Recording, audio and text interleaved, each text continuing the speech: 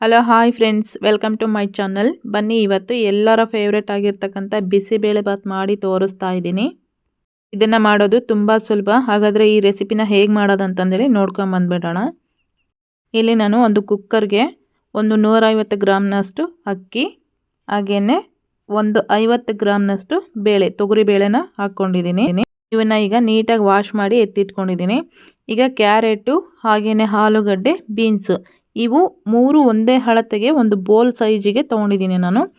ಒಂದು ಇಡಿಯಷ್ಟು ಹಸಿ ಬಟಾಣಿ ಕಾಳು ಇವೆಲ್ಲವನ್ನು ತಗೊಂಡು ಅವು ವಾಶ್ ಮಾಡಿ ಇಟ್ಕೊಂಡಿದ್ನಲ್ಲ, ಅದೇ ಕುಕ್ಕರಲ್ಲಿ ಇವೆಲ್ಲವನ್ನು ಸೇರಿಸ್ಕೊಂಡಿದ್ದೀನಿ.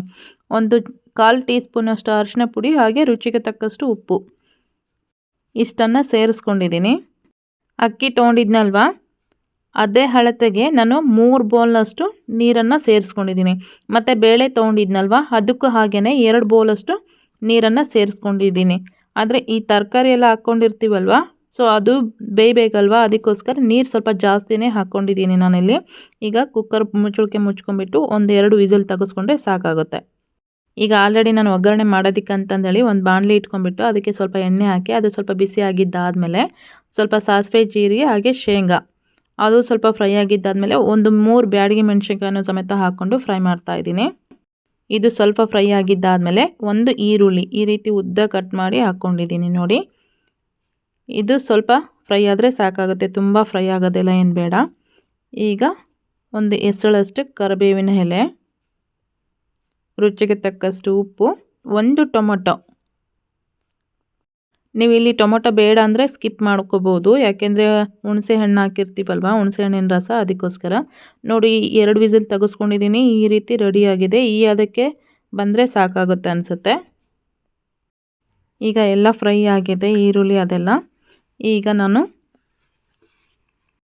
ಬಿಸಿಬೇಳೆ ಬಾತ್ ಪೌಡರ್ ತೊಗೊಂಡಿದ್ನಲ್ವ, ಅದನ್ನು ಸಮೇತ ಇದಕ್ಕೆ ಹಾಕ್ಬಿಟ್ಟು ಫ್ರೈ ಮಾಡ್ಕೊಂಡಿದ್ದೀನಿ. ಮೀಡಿಯಮ್ ಸೈಜ್ ಬೌಲಲ್ಲಿ ಹುಣಸೆ ಹಣ್ಣಿನ ರಸನೂ ಸಮೇತ ತಗೊಂಡು ಈ ರೀತಿ ಹಾಕ್ಕೊಂಡಿದ್ದೀನಿ ನೋಡಿ. ಇದನ್ನು ಹಾಕಿದ್ದಾದಮೇಲೆ ಒಂದು 2-3 ನಿಮಿಷ ಕುದಿಸ್ಕೊಂಡ್ರೆ ಸಾಕಾಗುತ್ತೆ, ಎಲ್ಲ ರೆಡಿ ಆಗುತ್ತೆ. ಬಿಸಿಬೇಳೆ ಬಾತ್ ಅಂದ್ರೇ ತುಂಬ ಗಟ್ಟಿಯಾಗಿ ಮಾಡೋದೆಲ್ಲ ಏನು ಬೇಡ, ಅಷ್ಟು ಚೆನ್ನಾಗಿ ಅನಿಸಲ್ಲ, ಸ್ವಲ್ಪ ತೆಳುವಾಗೆ ಮಾಡ್ಕೋಬೇಕಾಗುತ್ತೆ. ಅದಕ್ಕೆ ನಾನು ರೆಡಿ ಮಾಡ್ಕೊಂಡಿದ್ದೀನಿ. ಈ ರೀತಿ ಕುದಿ ಬಂದಿದೆ ನೋಡಿ. ಇವಾಗ ನಾನು ಅದು ಏನು ರೆಡಿ ಮಾಡಿ ಇಟ್ಕೊಂಡಿದ್ನಲ್ವ ರೈಸ್ ಎಲ್ಲ, ಅದನ್ನು ಇದ್ರ ಜೊತೆ ಸೇರಿಸ್ತಾ ಇದ್ದೀನಿ.